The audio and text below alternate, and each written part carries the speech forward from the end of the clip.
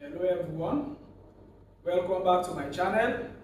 In today's lecture we are going to discuss about sets, how sets are described in terms of three parts. The first one, which is roster method, set builder notation, and interval notation. So as you know, set is an ordered representation of elements.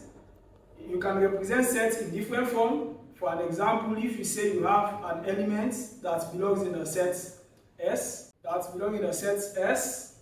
for an example here, you can see here I said a set is an ordered representation of objects. First, what is an object? An object is a set of elements. Okay? All the elements here are members of this set. So in other words, objects are elements of a set. Okay? So the notation, this A is an element of A describes, this A, small a, is an element of this capital A. Okay? So if A is not an element of a set, what we need to write? We need to say A is not an element of capital A. So now we are going to treat these three methods to describe sets. First, we have roster method. Two, we have set builder notation. And three, we have interval notation. So for the roster method, you can see the representation here on the board. They said the set is represented as another set of elements. So these are the elements in the sets A, B, C, and D. These ones are members of the sets, or you can say these are elements. You can say are members of sets,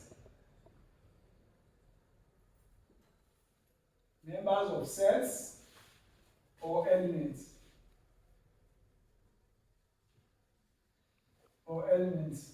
So order of the elements is not important. For an example, here you have A, B, C, and D.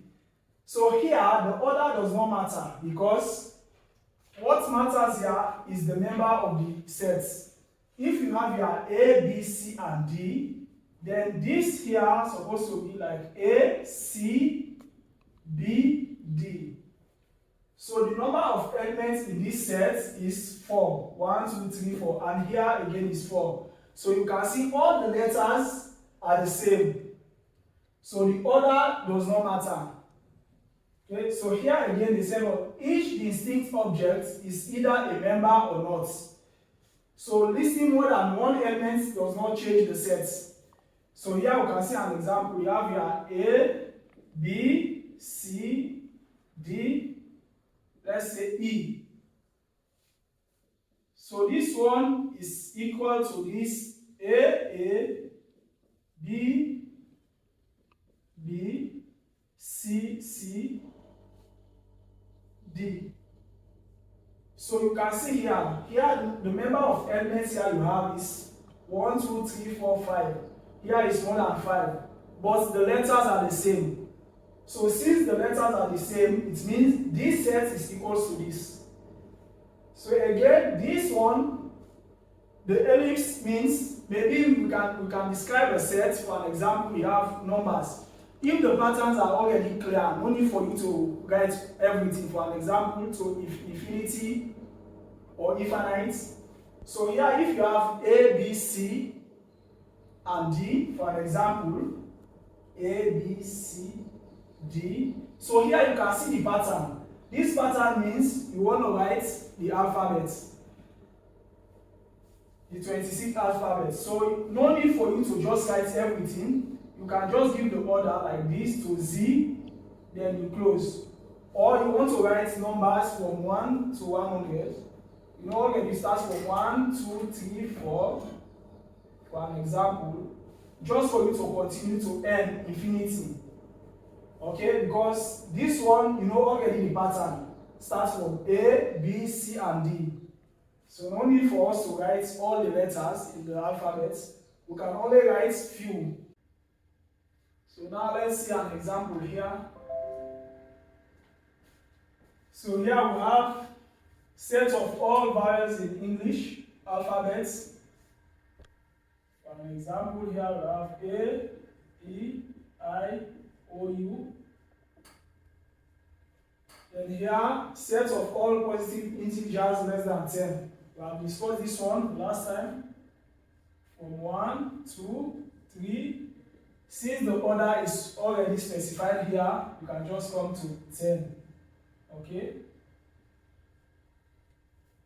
Then here, set of all integers less than 0. So for integers less than 0, this one again you need to have a pattern. For an example, you can say 1,000,000 is negative 1,000 is just less than 0. So we can say, we can give this interval, then we say -3, -2, -1, less than 0, -1, then we stop. Okay? So here are some important sets you need to know. From the first video, I explained about all these sets, so that's why I just give a brief on this. As you can see here, these natural numbers from 0 to positive integers. This one is integers, negative numbers combined with positive. Here, positive integers, we eliminate the negative and the 0. We only consider 1, 2, and 3. Then set of real numbers, complex number, I explained all that on the previous video, the first video.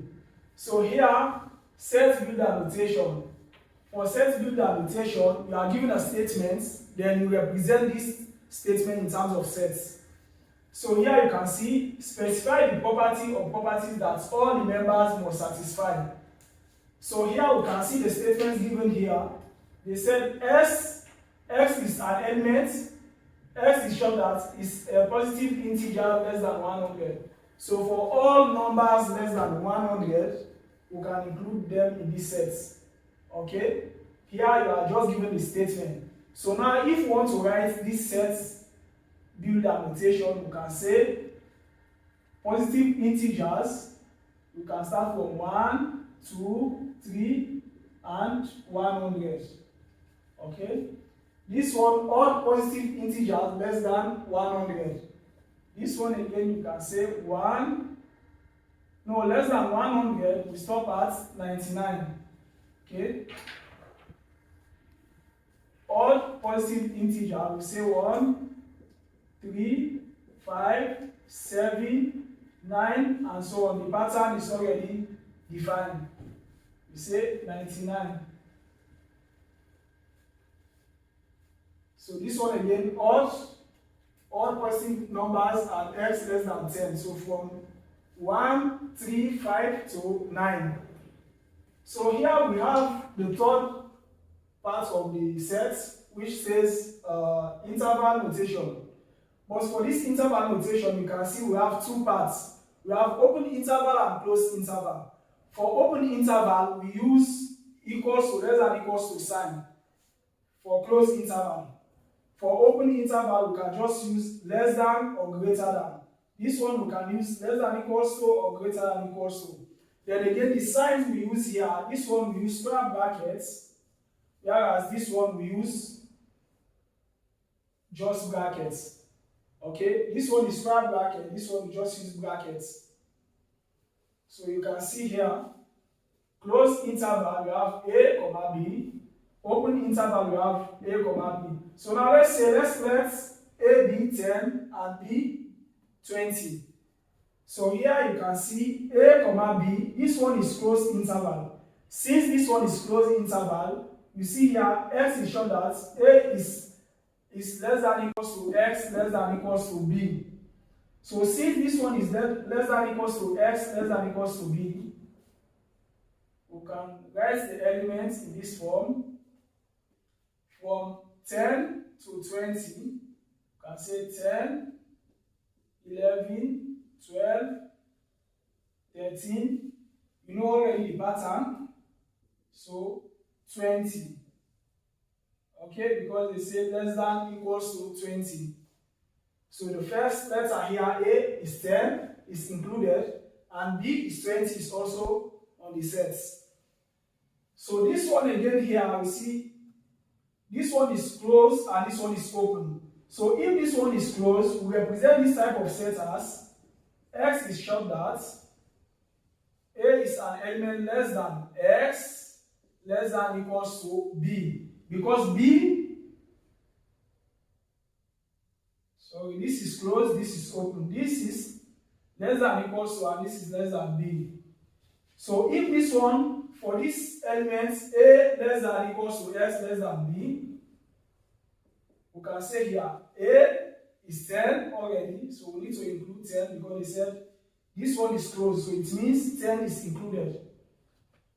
So we say 10, 11, 12, so 19. Okay? This one we need to eliminate the 20 because they said less than B. What is B here? Our B is 20. So we eliminate the 20, we stop at 19. So this one again, we have here A, comma B, but the A here is open and B is closed. So we can say X of A less than X less than equals to B.